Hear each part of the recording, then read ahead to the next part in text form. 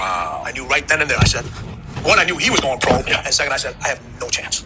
No chance. Okay, but I wanted to be involved in sports. I still wanted to be involved in sports, ideally basketball. So I said, you know what? If I can't do it, all right, let me figure out a way. Let me educate myself so I can help others stay injury-free, become better athletes, make better decisions, become the top of their game. So I started to study kinesiology and exercise physiology, and that's what led me towards working with the greatest. What year is this?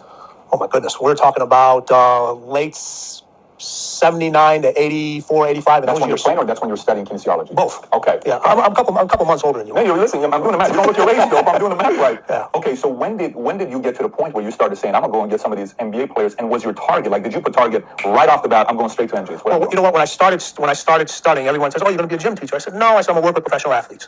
I knew what I wanted to do. I said, I'm going to work with professional athletes. So that was the goal I set in my mind, and I just said, hey, that's going to take a place in my head. That's the only thing that I want to do, and I got to figure out a way to get there. So I studied and learned my craft better than anybody else. Did I start with the professional athletes? No. After I graduated, I went to work in a local health club. Really, I knew everything from a book standpoint, but still, you got to know how to apply it. Okay? So I worked with anybody I could. These are not pros. These aren't pros. I'm talking about housewives. I'm talking about individuals that just want to get in shape. People that have had injuries from different sports. Kids, anybody. Just kind of developing programs, implementing what I've learned, and actually being able to apply it. Mm-hmm. And once I started to look at that craft, I said, okay, now I'm starting to figure out how to actually apply this stuff and how to use it and put the formulas together and put the workouts together and do all these different things. I mean, stuff that they're doing now from a workout standpoint, I was doing 30 years ago. Wow. So none of the stuff is new to you. I mean, some of the stuff is different. I stay on top of it. Right. I got to continue to learn, continue to be better myself so I can better my athletes, better my craft. Mm-hmm. But it's just a different way of doing the same thing. Right now, there's a lot more resources, a lot more education, a lot more testing available. Back then, you kind of had to just figure it out. And I think there was no YouTube. There was none of this online stuff to go to and research. Right. But see, I also think now is the ability that you have all this stuff now, people just can't figure it out.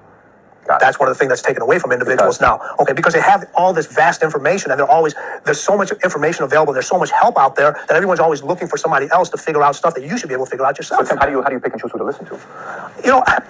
I pick and choose who I want to listen to. Somebody that resonates with me. Okay, and I'll tell you, this is a little different. Okay. You know how I choose a client and who I listen to? That person has to be as fucked up as I am. Okay? Seriously. Okay? So we're in a good position here. Yeah, that person, when I choose a client, okay, they have to be as messed up. When you say messed up, you're talking crazy, off chip, dark side, vice. Yes, I'm talking about addicted, everything to being great. They got to want it. Okay, they got to want it. Okay, I know I'm crazy. How do you figure that out? How do you figure it out when you see them? You know what? You can figure it out in 10 minutes just by talking to them. Wow. Okay, you ask the right questions, you talk to the individual, and then you see if they back it up. Because anybody can talk a story. Right. What's the cheapest thing in the world? Talk. The price has never gone up. It's never going to go up. Going to master. Okay, you have to figure it out. Too many people are jumping from place to place to place. Michael, Kobe, all these individuals, they mastered one aspect of the game. When they mastered that aspect of the game, then they moved to another aspect of the game. How many individuals you have? Hundreds of thousands of people following you. Mm-hmm. Okay, you put content out on a regular basis, and what do people always ask? They want more content. They want more content. They can't remember what the fuck you said 2 days ago. That's right. Okay, and they're already on to the next lesson. You got to master that stuff first. That's such a message I'm aligned with. I mean, Tim, I'm 100% aligned with that message. So he stays with you for 50. He keeps you for 15 years. I did basketball. I did the retirement. I did baseball. I did back to basketball. All of it. I did all of it. So he had a deal with you. He said what? He said he wanted you. He hired you, but there was one rule: you couldn't train anybody else. It was the thing. MJ used to say, he goes, man, I don't pay you to train me. I pay you not to train anybody else. Okay. Now, for the first 3 years I was with him, he didn't allow me to train anybody else. Okay? 3 years. 3 years. He said you can't work. So this was 89, 90, 91. Yeah. So you can't work with anybody. You can't work with anybody else. Then after that, during the off season when it wasn't our time, he allowed me to pick up some of. Did you pick up anybody from the Pistons? Were you with anyone from the Pistons? I was like some of his main guys. No, I mean most of the guys I picked up were local Chicago guys. I mean he brought Scotty on board. He brought Ron Harper on board. Sure. I trained the local guys from Chicago like Nick Anderson. Did Nick Anderson play? He played Orlando. He played in Orlando. Kendall Gill. These were all Illinois guys. Yeah. These were all Chicago guys. They were Chicago, where Chicago was home. So I was working with those individuals. But the deal I had with those guys, I said, listen, when the boss calls, and I've only had one boss. He's the only person I've ever called boss. He says, when he calls, I got to go. And as long as you guys have that understanding, we're good. And I told him, I said, you guys would not be working out with me if it wasn't for him. That's just amazing. Yeah. So let me ask this, because I want to set the tone first. Mm-hmm. So from there, we can go into some of the other items. In the book Relentless, you talk about the 3 levels, right? Yeah. You talk about the cooler, the closer, the cleaner. Before I cover the 13 points here, if you had to break it down simply, what would the difference between the 3 be?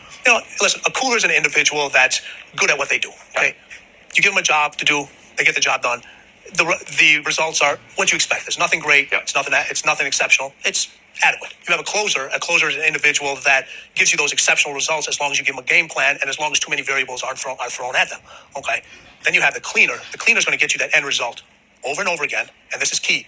Elevate everybody around him. He or she is going to raise their game, and he's going to deliver that result numerous times. Not just one. No matter what's thrown at them.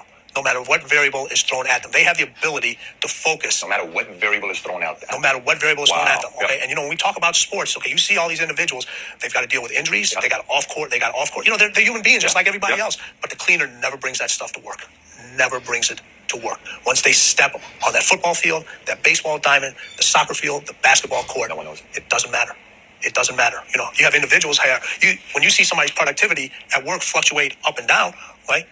It usually has nothing to do with what's going on at work. It's usually what's going on in their personal life. What an incredible item to cover. Okay? And they bring it to work. Yep. Cleaners don't bring their personal shit to work. Yep. They don't. Okay? Michael has... Can you learn that, or is that something that you had to... This all the time, and it's got great character. At some point, you got to start winning. You can't always look for other people to help you. Other people got their own problems. They got their own shit they got to deal with. They're trying to achieve their own goals. They are willing to assist, but after a while, okay, if you constantly looking for assistance, constantly looking for help, it's on you. Your failure and your success is on you. And isn't that great? Because you have control if you think about it that way. I mean, if it's external, you can't control the external. If it's internal, you can control all the So, Tim, how about I cover some of these 13 of how cleaners think, and then so we can kind of address this. So here's what you got. Cleaners, you keep pushing yourself harder when everybody else has had enough. One, you get into the zone, you shut out everything else, you control the uncontrollable. That's all about clarity. Clear. All about clarity. Okay, the zone is about clarity. That's all it is. It's about the